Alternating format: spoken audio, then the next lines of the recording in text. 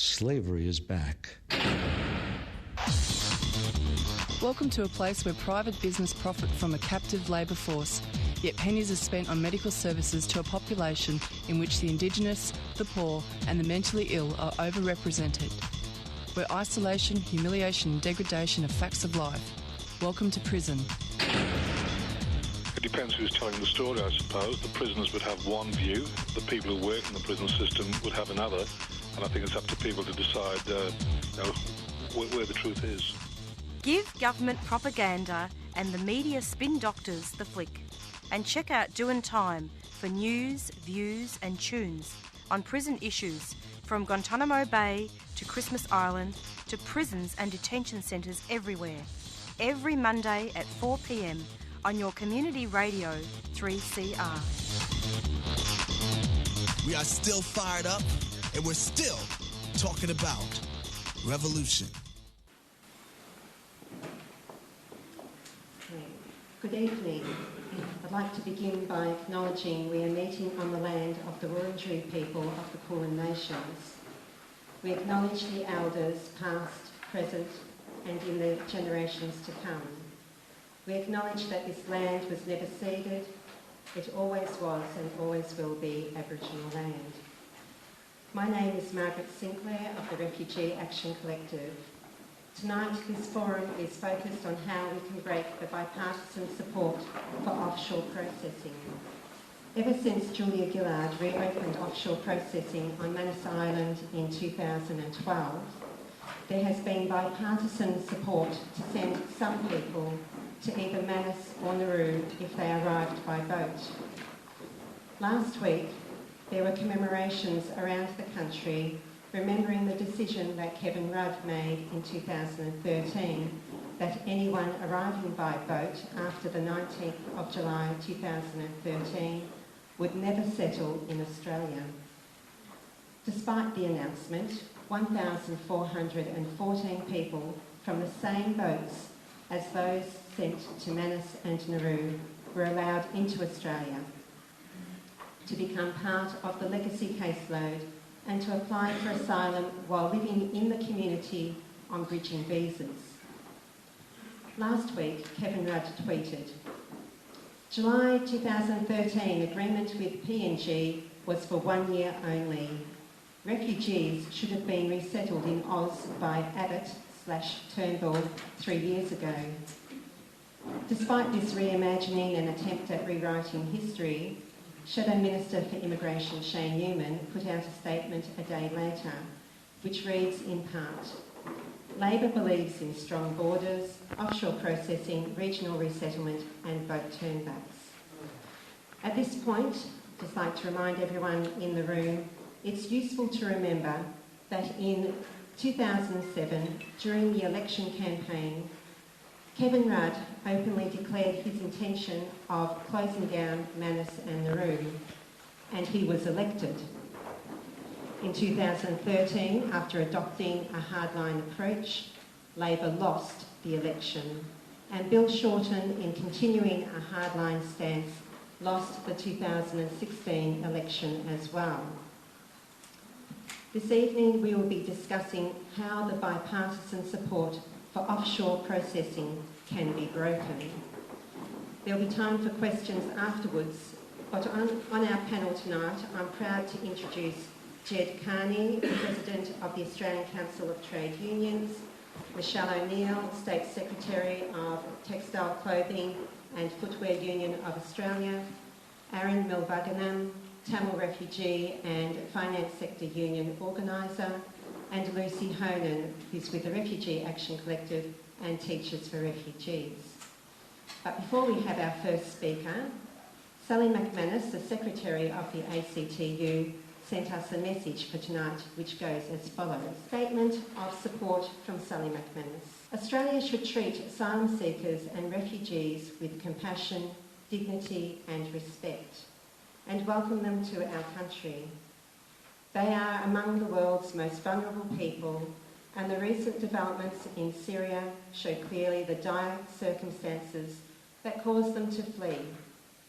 As a signatory to the United Nations Convention on Refugees, Australia has an obligation to protect the human rights of all asylum seekers and refugees arriving in Australia, regardless of the manner in which they arrived and their country of origin. We have to remember, refugees are not the enemy. The enemy are the forces that drive conflict and poverty. As such, we have a responsibility to take on a greater number of refugees than we currently do. As a wealthy industrial country, our refugee intake is shameful. In 2016, Australia's intake of refugees was ranked 46th in the world on the basis of GDP. That is not good enough. We have a responsibility to share more of our wealth with those most in need. Our current refugee and asylum seeker policies have turned our country into a poster child for racists and have provided right-wing governments throughout the world with a model to copy, the situation in the offshore detention centres, which has led to deaths either through physical attacks or medical neglect. The government's own Moss report reveals the extent of physical and sexual abuse and mental harm that refugees are subject to in Nauru and Manus.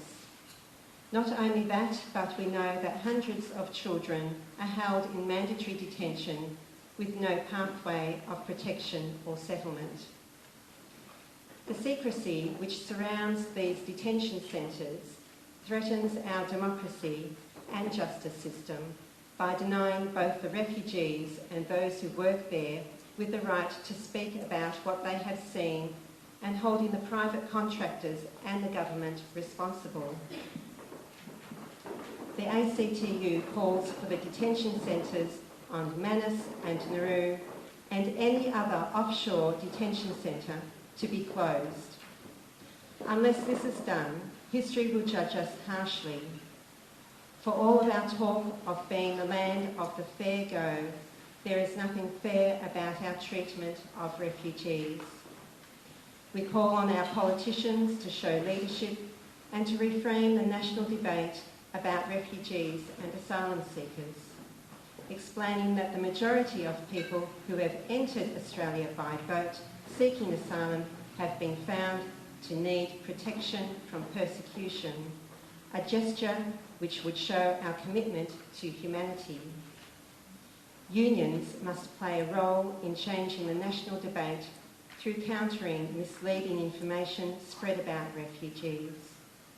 Now, more than ever, given the attacks we are under, we must stand together and fight against those who want to divide us. Just like our workplace laws, we must change the rules on asylum seekers. Thank you. Our first speaker tonight is Jed Carney. Please make her welcome. Thanks very much, and thanks for having me tonight. And I bring apologies from Sally, but it's great that we could hear firsthand that she is 100% supportive of what is a really good position by the ACTU on refugees. And I know I look around the room and I know that I've spoken to you, many of you before, and that's something that I want to talk about a little bit later. But I too, before I go ahead, would like to acknowledge that we meet on the land of the Wurundjeri people of the Kulin Nation and pay my respects to elders past, present and emerging. Now, going into last ACTU Congress, it was right at a very heady time around the debate of refugees, when we all know the really, I guess, I can only say it's an evil position on the situation with offshore detention, with turning back boats, with the whole refugee debate, and vilifying people so desperate for hope and desperate to find safety. And we went into the ACTU Congress with a fairly strong policy that I was already quite pleased with and quite proud of as the President. And we came out of the ACTU Congress with the most amazingly wonderful policy that the unions supported. They strengthened it, they changed it, they made it even better. And I have to acknowledge that a lot of that was to the hard work of the wonderful woman, Michelle Neal, who is an amazing inspiration inspiration and tireless fighter for what is, we know, what is right with the world or wrong with the world to make it right, including refugees. And Michelle and others put in a great deal of time at the ACTU Congress. Now, I'm not going to pretend that a well-written policy will change the world, because we know that it doesn't. It's like, you can pass 1 million resolutions in this room and feel good about it when you walk out. But if it's not matched with actions and with real change, then a policy is nothing more really than just words on a piece of paper. And I'm not going to pretend that the entire trade union movement has always done the right thing by refugee policy. But what that policy does do is it gives me the opportunity to spread the word as far and wide as I possibly can, to say that the ACTU, Executive and Congress has this position and this is why. And I can say it without fear of retribution and without fear of anyone behind me saying I am wrong. So from that perspective, I'm incredibly proud of the ACTU's position. We used that policy, along with really wonderful people in Labour for Refugees, and I know Robin's here, to work really hard to try and influence the ALP platform at the conference, at the last conference. And we did work very, very hard at that. And I know many of us came away, although there were changes, I've got to say we did shift the platform a long way, and Michelle may be able to speak a little more about that. But of course, some really critical and crucial issues were not signed off on, and that was disappointing and for some devastating after all the hard work. And we can see by the statement that Margaret read out from Shane Newman, wasn't it? No, the one from Shane Newman in your introduction, that there's still a long, long way to go with that. Basically, as you know, the issues are the turnbacks, the boat turnbacks, it's terrible, offshore detention, the secrecy that is surrounding offshore detention, and a lot of the other outstanding issues. So there's work to do. We've got a good policy, I know that, but there's still a lot of work to do with our own membership, because a lot of people in trade unions, a lot of our members, unfortunately hold the views that have been so cleverly and so harshly and so firmly ingrained about refugees that it's incredibly difficult to shift them. And as Sally said in her opening statement, the ACTU has a responsibility with our union members to get out there and do that. You know, a lot of the people that hold those views live in areas where it's hard to get a job, where there's really highly entrenched youth unemployment. The schools are crowded and underfunded, the hospitals are crowded and underfunded, they cannot get public housing or affordable housing. They're told constantly that they are unsafe, that their safety is threatened. And a lot of all of that somehow very cleverly gets wrapped up into a fear of refugees. So we know that part of the solution and part of fixing that mindset is fixing those issues. There's seats down the front, folk. If you'd like to come down.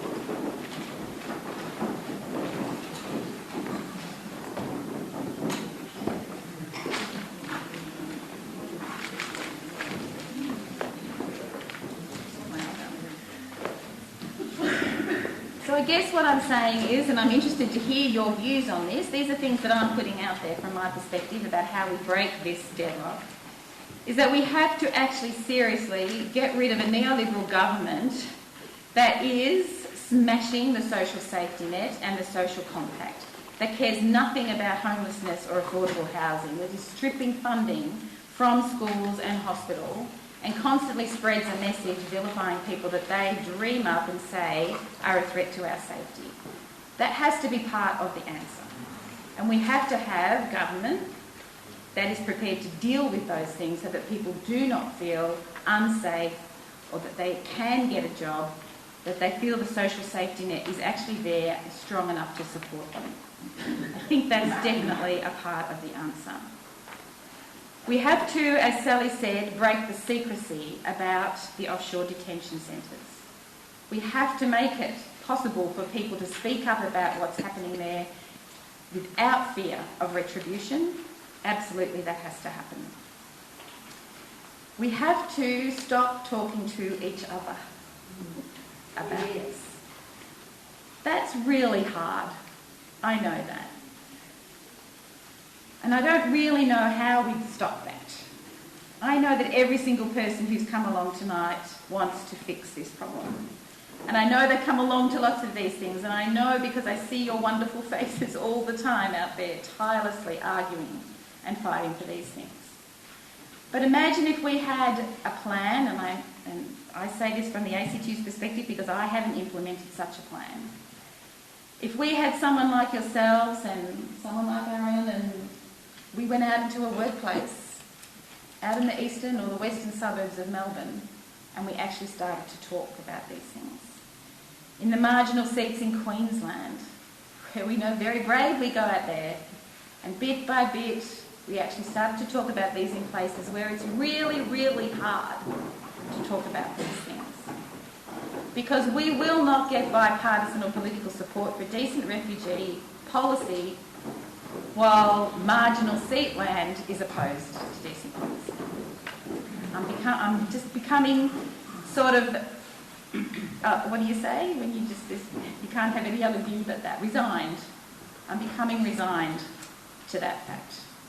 That until we actually do the work about getting this message out, stop talking to ourselves and start talking to the people who politicians unfortunately take notice of, then perhaps we're not going to be able to shift them. So that's another thing. That's the third thing. And then the last thing, I think, that we really have to think about is why have we come to this? What is the root cause analysis of this? And I must say that I'm inclined to agree with, and I can never say her name, and I apologise if anyone in the room knows that I've said it incorrectly, Shen Narayanasamy. Does everyone know who I mean? Shen will do. So some of you are familiar with her, what she's been saying.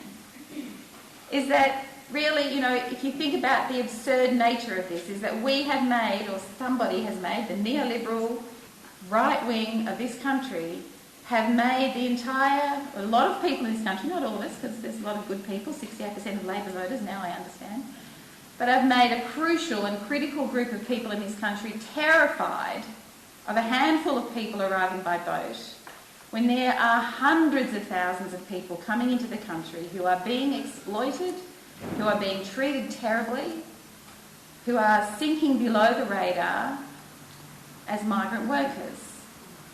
I just signed a petition for the NUW then. If anyone can, I'm giving it a plug. The NUW is doing some fantastic work with agricultural workers who are just treated abominably. You couldn't imagine how they have to work.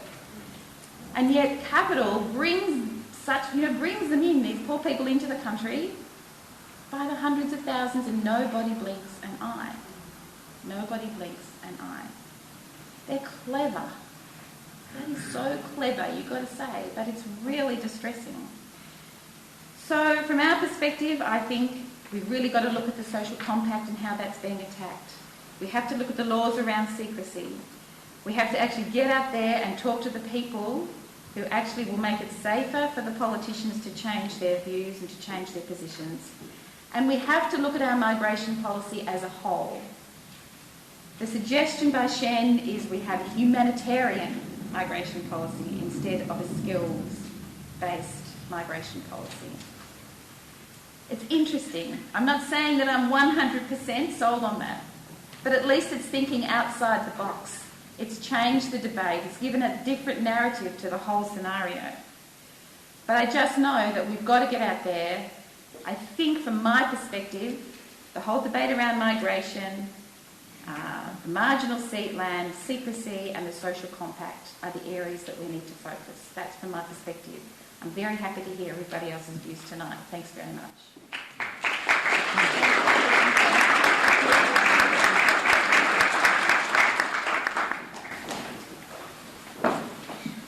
Thank you very much, Jen.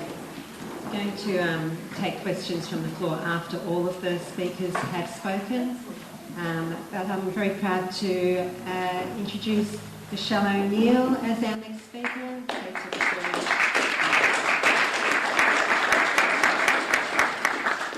Thanks, Margaret. Great to see you all here on a cold Melbourne night. And I also want to begin by paying all my respects to the traditional owners of the land that we're meeting on tonight. I want to acknowledge them, pay my respect to their elders past and present. And it is a great honour to be talking to you tonight. Some of you I know, some of you I don't. And I should have caucused with Jeb, which I didn't, because some of the conclusions we've come to are similar, but I don't think we'll be the only ones coming to that. So it's interesting hearing different perspectives, but also finding the bits that are sort of becoming crystal clear to us about what we need to do. And I really do want to focus on the challenge about how we break the bipartisan support for offshore detention tonight, which was the challenge that Lucy set us.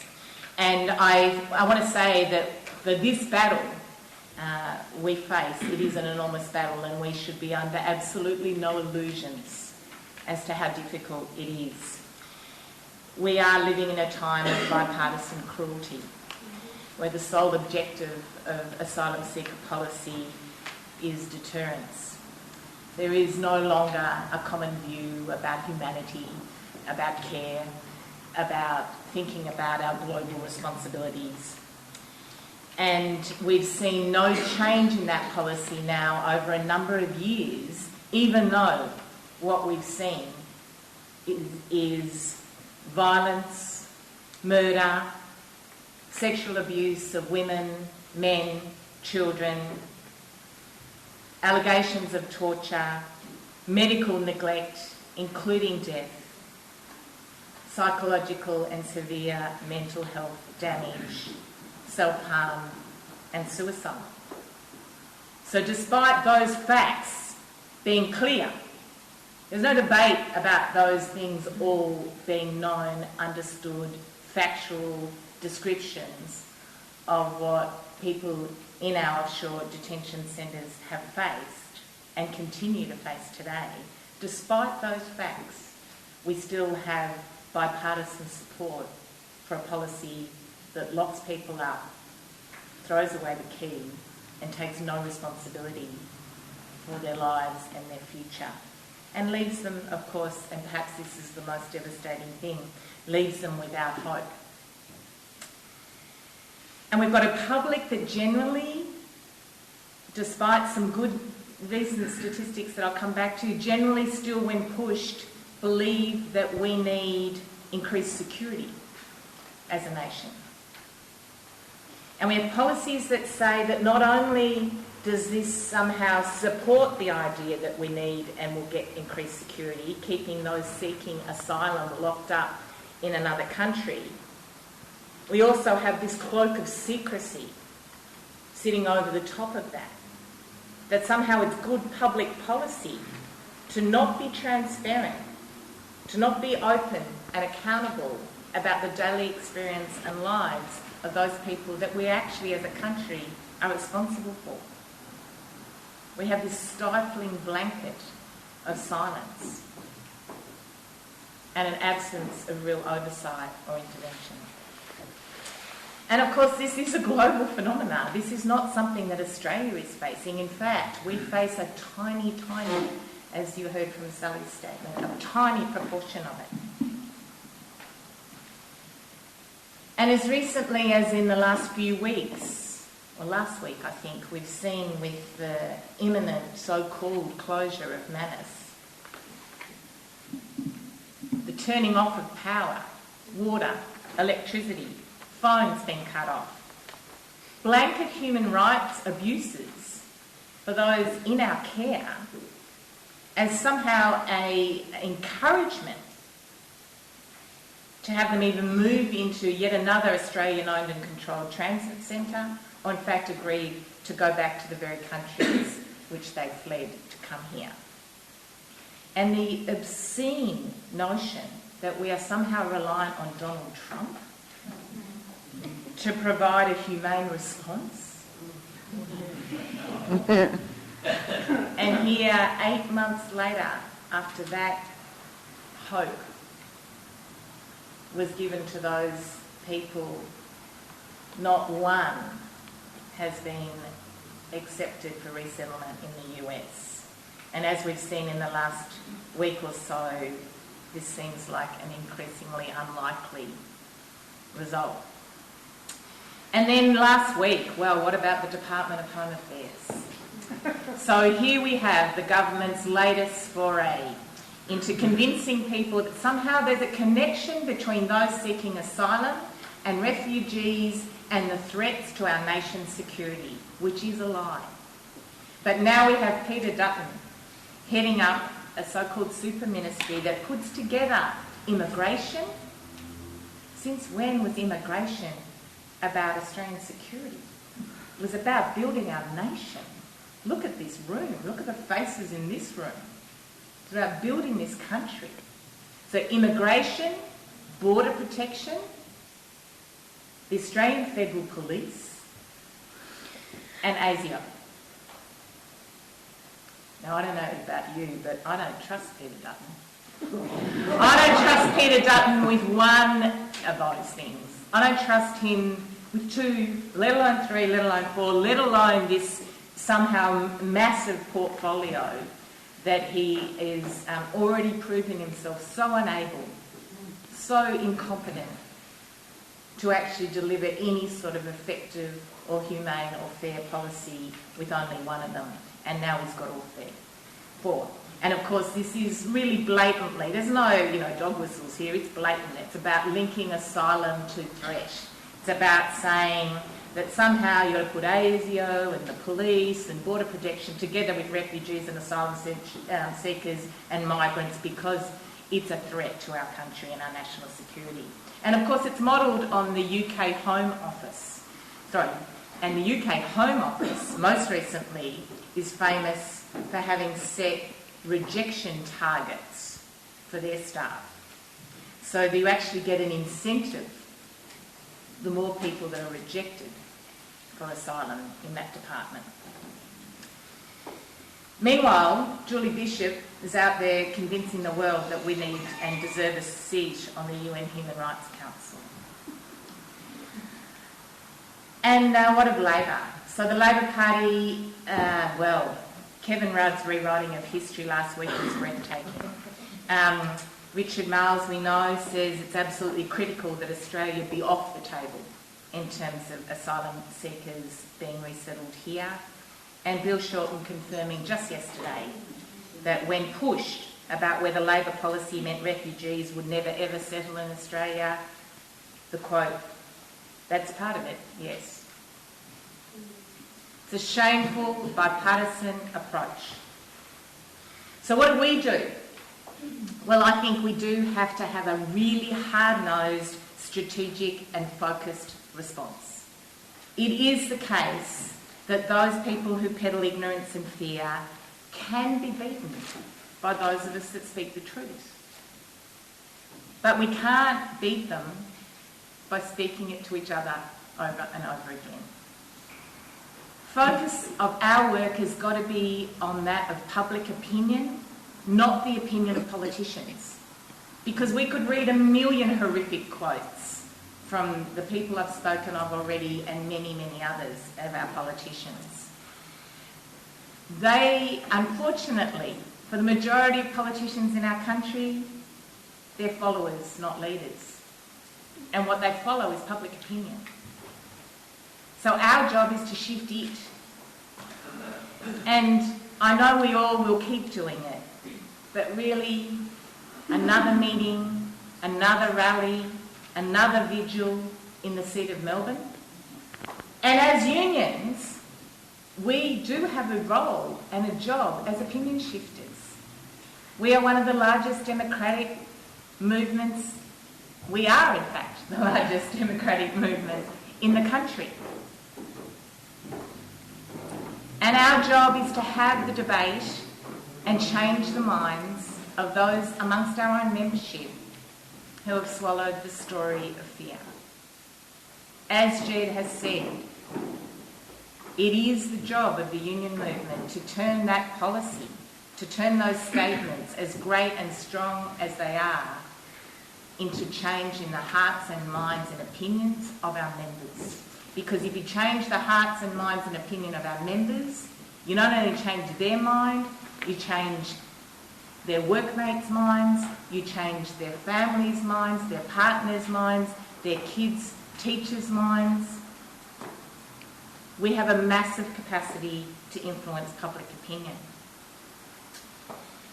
And really one of the key things about that, I think, is something that many of you and we all know. It is about the human face of this. It is about telling the stories of people with names, stories, families, real people. Think about the example of baby Asha. It's an interesting moment in the debate, isn't it? And of course, I think we have a lot to learn from it because it galvanised people, but it also gave a face to a child and a name. And there was something very powerful, of course, about the vulnerability of a tiny child, but also something powerful about the name and knowing that this was a girl, this was a baby. We knew a name. The other things, of course, that will change public opinion is not just the real faces and stories, but, of course, the reality of the cost of this. When I said hard-nosed, we have to be hard-nosed. How many people know we've spent $5 billion of Australian taxpayers' money building and keeping open offshore detention centres? $5 billion. Well, we're told we can't afford to fully fund education. Well, we have health services that don't meet the needs of our kids and our grandparents and our parents. $5 billion. We should be talking about what that money could be spent on. How much better spent it could be in delivering to our community.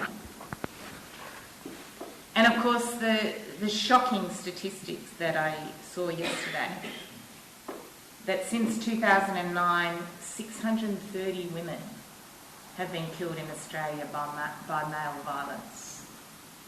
And at the same period, 3 Australians have been killed by terrorism. So these are the facts we need to talk about, campaign about. And I do end up in some of the same places, not surprisingly, as Jed. I do absolutely believe we can win this. But of course it is not just a little issue. We haven't got time tonight, but we all know the shift towards a more racist, a more blatantly racist country that we are witnessing in front of our eyes. We cannot tackle asylum seekers and refugees and their rights without tackling racism. And I do think that we have to focus our energy. We can't do everything at once. And I think a campaign that is about targeting marginal seats and shifting public opinion in marginal seats is critical to winning bipartisan support. Not every seat in the country, but let's really define and refine our effort. I've mentioned the work we've got to do with our own members, stop reconvincing the converted, populise some of the arguments, appeal in some case to self-interest in terms of issues like the cost. But of course, I also think that we have to put this whole debate in the fight, the struggle for a different and fairer and better society. Because this is a fight for the rights of those people locked up in Manus and Nauru, and those still facing either an uncertain future or now 7,000 people facing possible deportation here in Australia because they haven't had their asylum seeker cases processed. It is a debate, comrades, about winning and fighting for a better world. Thanks.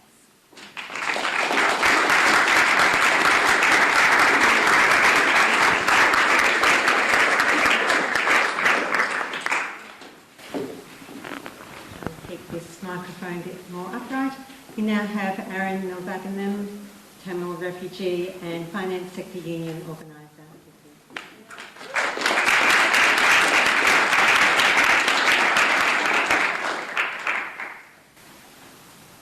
Thank you for that introduction, Margaret. It is going to be really hard to match the two good speakers. I would like to start by acknowledging the traditional owners of this land, the Wurundjeri people of the Kulin Nation. I would like to acknowledge the Wurundjeri elders past and present. I would like to thank the organisers for inviting me to share my experience as a refugee and my thoughts on how we can break the bipartisan support for this cruel policy towards refugees.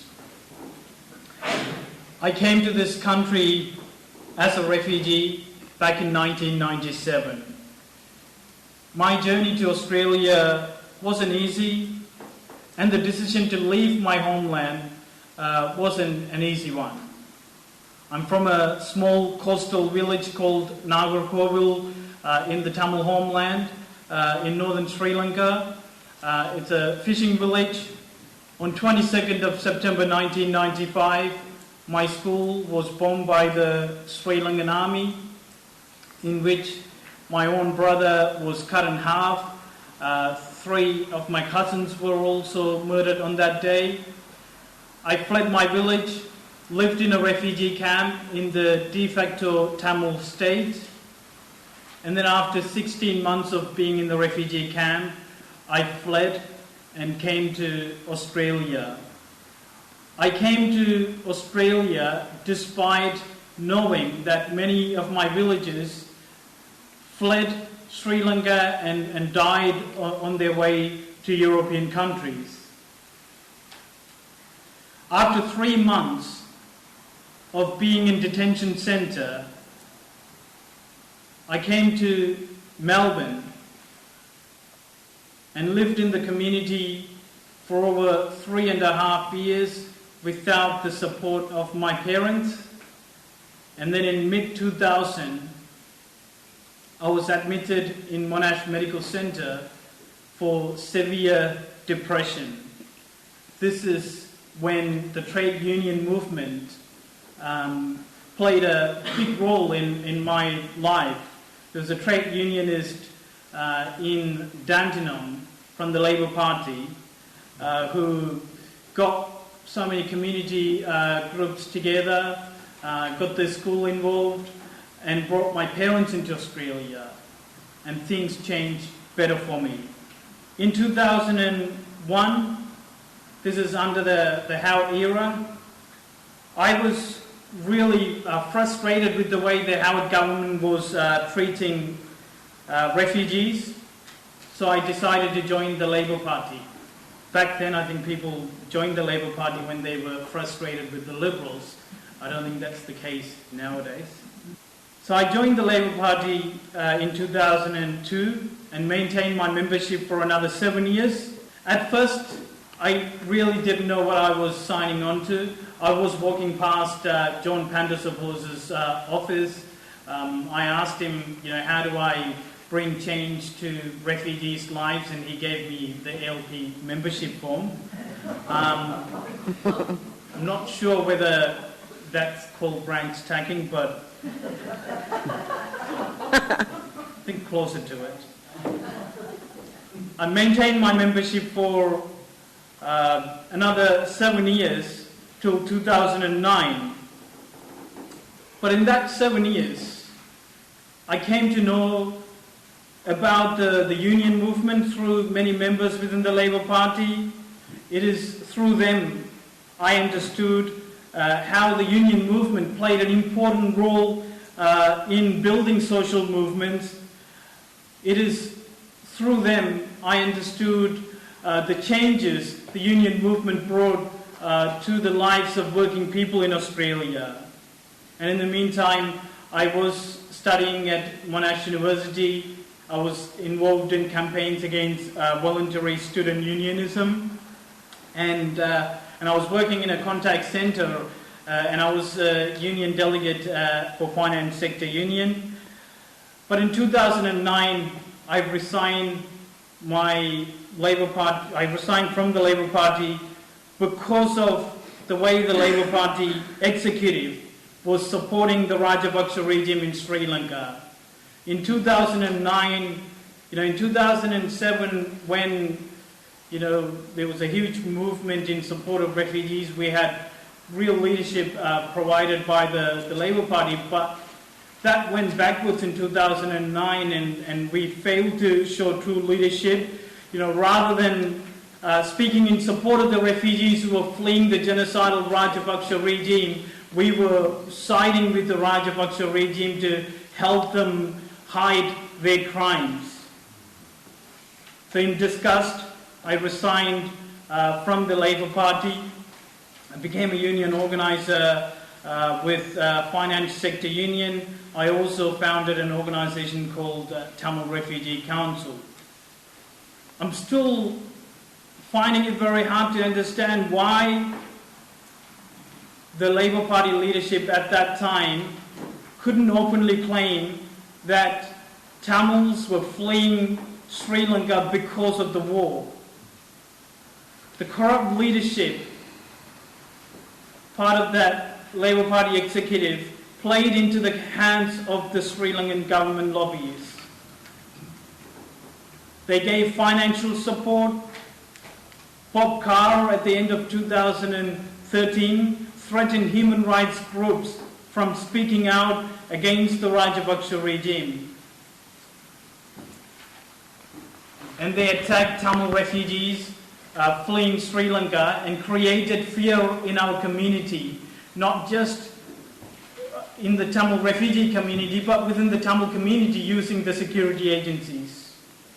We had the enhanced screening process, deportations of over 1,500 Tamil asylum seekers, negative security assessment, and they left the Liberal government to take the issue to a whole new level, where, like Jed and Michelle mentioned, torture of children, force adults to commit suicide, separate families so that they will never again unite, deny basic rights for refugees in the community, tow back boats, allow people to suffer on Nauru and Manus. We have 3 men in Willowwood and Maita who have been in detention for over 8 years, and they continue to face indefinite detention. They have seen 5 prime ministers. This cruelty must come to an end. We need to break the bipartisan support. The reluctant supporters of refugees in the union movement should draw inspiration from the Let Them Stay campaign, in which workers came together to stop state-sponsored human smuggling. That's what it is. It's a state-sponsored human smuggling.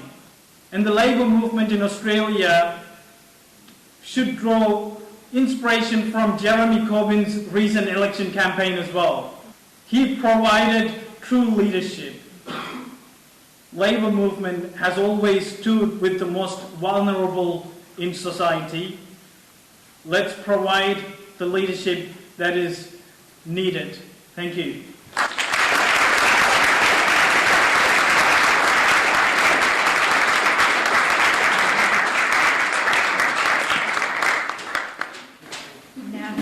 Lucy Honan, who's with the Refugee Action Collective and Teachers for Refugees.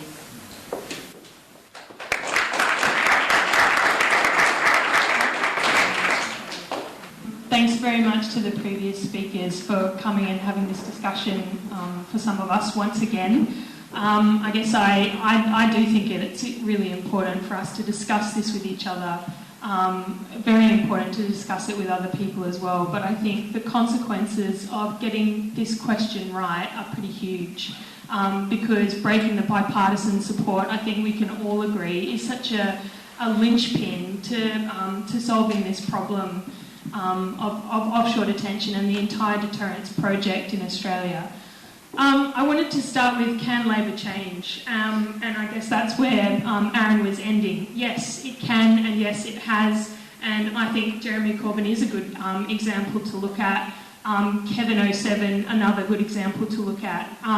It makes a difference. You know, in England, when you have the Labor opposition, when, you know, Blairism in the kind of extreme right wing that we have seen in Australia so recently, shifting to, you have an opposition leader who's speaking to tens of thousands of people at refugee rallies saying, open the borders, those people in the jungle in Calais should be welcomed here. That makes it a huge difference. If you can imagine, we had the leader of the opposition saying something similar to that, how hugely that would change the debate. And yes, we have seen Kevin 07. He is responsible for reopening offshore detention. He is responsible, and the Labor Party is responsible for some of the biggest crimes of detention and refugee deterrence. But in 2007, Kevin Rudd campaigned on the basis of closing the offshore camps, setting a limit on detention, ending temporary protection visas. And I think there are a lot of people for whom that question of temporary protection visas, even though it is the slimmest, the tiniest difference that remains between the policies between the two parties, it is a very important difference that we need to hold on to and crack open further. More recently, though, we don't have to go that far back. We've seen the pledge of Labor to vote against the lifetime ban on refugees who came by boat. We've seen Labor Party committed to vote against the racist citizenship changes that the Liberal Party has proposed, and they are still committed to ending temporary protection visas. It was very important for me and for Teachers for Refugees, for example, to see the state Labor premiers come out in favour of the Let Them Stay campaign, because while we were defying, you know, our principles and in fact the state government to wear T-shirts into work that say close the camps, to have state premiers saying yes, I agree with you, was very important for the movement and very important for those kind of workplace changes and discussions that Jen and Michelle were talking about. So yes, they can change, and yes, it matters that they do, and yes, it's important that we get this right. So how does it happen? How can we do this? How can we make a conscious effort to push Labor and the Labor leadership to change? Three things that I want to talk about, and they have been mentioned, all three of them have been mentioned already, but I guess I have a slightly different take on them. One is public opinion, the second is pressure, and the third is politics. So to start with public opinion, others have mentioned public opinion, but I think it's important for us to really to take stock of the fact that we have set out to shift public opinion, and we have actually, to a large extent, achieved that. It wasn't so long ago that we were in an extraordinary minority. That to say that we wanted to bring the refugees to Australia was a radical question. Even around the Let Them Stay campaign in 2016, when we were saying we call for the 267 refugees who are here for medical reasons, we're calling on them to stay. I remember conversations with people in the refugee movement saying, do you think it's possible that we can lift the demand to bring them here as well? Do you think it would be going too far to raise that demand? Now we have raised the demand, and as others have said, not only is the majority of popular opinion in support of that demand, in support of bringing the refugees from Manus and Nauru to Australia, it is really important that the majority of Labor voters, Labor supporters, support that demand as well. So we have gone out of our way to shift public opinion, and we've achieved that. And I disagree that the rallies, the vigils, the actions don't matter. I think it's because we have been relentless in those things, relentlessly going out and having the snap actions, being responsive. Every time there is a new outrage, making sure that we mobilise. Okay, we may only be able to mobilise in the seat of Melbourne, but at least we were there on the streets the day that somebody was killed, or that somebody, that some new atrocity occurred. I think that's really important because that's kept it in the press, and it's kept it as a question of outrage. We have been the opposition when the Labor leadership has not been the opposition. And I think it is also important, and why it has been important is because there is a strain of argument within the Labor leadership that says that we have no choice. We had to support offshore detention, we had to chase the votes to the right because that's where our membership is. So to shift that and to say actually that is not where your membership is, that is so far away from what your membership is right now, it's not funny, has been really important. It kicks out that little ledge dishonesty, and I think it always was dishonesty, that's the reason that the Labor leadership were there, but it kicks it out and says, okay, they're not there now, so you have to move because they're not there. I think, how did we get there? I think, as I mentioned before, the mobilisations have been important, but I think one really important element of it is that the refugee movement and the Refugee Action Collectives around the country has had a very conscious effort to do exactly the things that Jed was talking about at the beginning, which is not just talking to each other, which I agree is, you know, I said at the start, I think is really important, but we have made a conscious effort to go out and speak to new groups of people.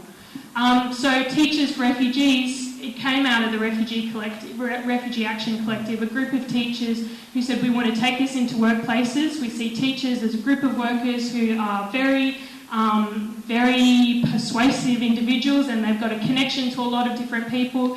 It makes a difference if they take a stand on this issue. So we wore the Teachers for Refugees, close the camps, bring them here t-shirts into work. Thousands of teachers have done that in Victoria and New South Wales, you know, in acts of quite serious defiance, putting the photos online and so on. And I think that's been very important to shift public opinion, but it hasn't just been teachers, nurses, and I know the Nurses Union is running a pretty relentless line themselves in their own magazine. My mum is a nurse and I'm constantly reading The Lamb. And there is always something in there about nurses and nurses. The reason that refugee rights is important for nurses, the Whistleblower Act, the fact that nurses are working alongside refugees, the fact that nurses work with refugees, those questions are important, and the argument being taken up by the union membership and union leadership to win new groups of people to this question has been important. MUA members taking a Palestinian comrade, a fellow worker around on smokos to different work sites. These sorts of things have been happening, but not just by magic. This has been the conscious effort of refugee activists to say we need to shift public opinion, we need to reach out to Labor's base and shift them. And that's happening, and I think that's really important that that does keep happening. I want to talk about pressure, because while public opinion has shifted, I think there are a lot of us who can recognise that public opinion, while people support and say yes, they should be brought here, it can often be a very passive support. So it comes out in an opinion poll, but it's definitely not something that people are voting on the basis of, which is, you know, in some ways a positive thing, you know, when it's a right-wing popular opinion poll. But for us, we want to mobilise people, we want to build that pressure, and so that is about, you know, mobilising the people, talking to the people who have been convinced and convincing them further to take action, to take a stand, to be defiant, to come to the rallies, to bring their workmates to the rallies, to bring their union flags to the rallies, that sort of thing. So I think those conversations of turning it up a notch, taking the civil disobedience a step further is important. But I want to talk about pressure on Labor, because I think there is a point at which two different instincts within the refugee campaign conspire to let the Labor leadership off the hook. So on the one hand, I think there are a lot of people with the instinct that Labor has just gone too far. They are so beyond the pale that it is not even worth talking to them anymore. They have betrayed us over and over again. We just need to walk away and leave them alone. And I think there's another strain or instinct within the Labor movement that says that the conversations need to happen behind closed doors. They need to happen after the elections happen. They need to happen once things have moved on and once they have power. Then we can start talking about, you know, coming out and supporting offshore detention. And I think both of those things kind of conspire to let Labor leadership off the hook for the entire, you know, until they're elected or until some further point down the road. I think we need to be really... 2 more minutes, okay. I think we need to be really conscious about the fact that we want and we need Labor leaders breaking with the common line, with Shorten's line, and coming out and speaking against offshore detention at our rallies. We want Peter Khalil. You know, I've heard a million rumours about Peter Khalil supporting, you know, our position. He needs to come out and say it, and we need to invite him to come out and say it. Similarly with Andrew Giles, we've approached him to put our petition to Parliament. I think that's a really important thing, and we need to keep making those gestures even when we are rebuffed, because the pressure needs to be on them. There is a conscious movement going out and fighting for this, and we expect them to take a position. And we're not going to let them off the hook, and we're not going to wait until after the election. We want it to happen now. I think that's different from being sectarian, different from shaming them, booing them, saying we're not talking to you anymore, and I think it's different from waiting. But I think that line is possible to walk, and I think it is important for us to get right if we do want to put this pressure on and break bipartisan support. The final thing that I wanted to say is about politics. Because, you know, I think what Jed and what others have said is that there is a context of racism around everything going on with refugee politics that holds the bipartisan support in place. Terrorism and Islamophobia, it is absolutely 100% connected to refugee racism. I think so is the Aussie Jobs slogan. I think so is attacking migrant workers in general. And I think those sorts of kind of arguments that say there is a finite amount of resources and we are losing those resources, and you know, it is me against you, it is those refugees hanging out in Indonesia or Malaysia who are after my job. Those sorts of politics, I think, really undermine our argument that if we close the camps, that is not a problem. If we don't tow the boats back, that is not a problem. You know, at the Labor conference, it was so impressive when, Michelle was putting that motion and forced the issue, really public, not Michelle, when Labor, the Labor for Refugees group put the motion about boat turnbacks, the argument that came up from the pro-turnback side was there are 365,000 refugees in this region, what are we going to do? We can't take them all. I think we need to be prepared to say, yes, we can. We take 800,000 migrants a year, and that is not a problem. It is not a problem to take those migrants. People are welcome in this community. They are potential unionists. They are potential comrades. They help our community, and we are not in competition with them. And I think those politics and that argument, we can't shy away from it. It's crucial to undermining that sense of fear that is the subtle undertone of everything that holds the offshore processing politics in place. So I'm just going to end by saying I think that the rallies, like I said, the public opinion shifting is really important, and all those different pieces of the puzzle are really important. Refugee Action Collective is holding a rally Sunday, October 8th at 2 p.m. It would be great to see people there, but it would be great to see people there with union banners, with Labor for Refugees banners, with the whole breadth of the movement there in force and represented there.